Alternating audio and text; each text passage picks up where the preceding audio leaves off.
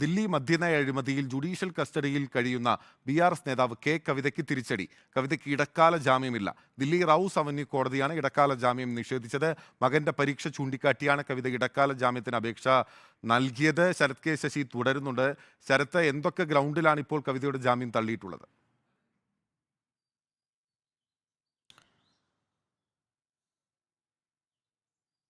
ബിനിൽ, കഴിഞ്ഞ മാർച്ച് 15-ാം തീയതിയായിരുന്നു ദില്ലി മദ്യനയ അഴിമതി കേസുമായി ബന്ധപ്പെട്ട് കെ കവിതയെ എൻഫോഴ്സ്മെന്റ് ഡയറക്ടറേറ്റ് അറസ്റ്റ് ചെയ്തത്. ഈ ഇടക്കാല ജാമ്യാപേക്ഷയിൽ ഏറ്റവും പ്രധാനപ്പെട്ട ഒരു ഇളവിന് വേണ്ടി കാരണമായി കെ കവിത ചൂണ്ടിക്കാണിച്ചത് മകന്റെ പരീക്ഷയാണ്.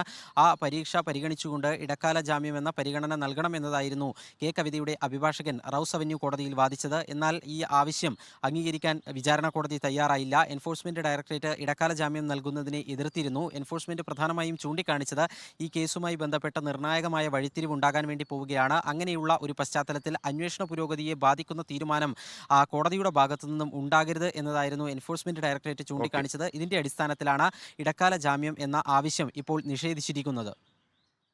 ശരത് കെ ശശിയാണ് വിവരങ്ങൾ നൽകിയത്.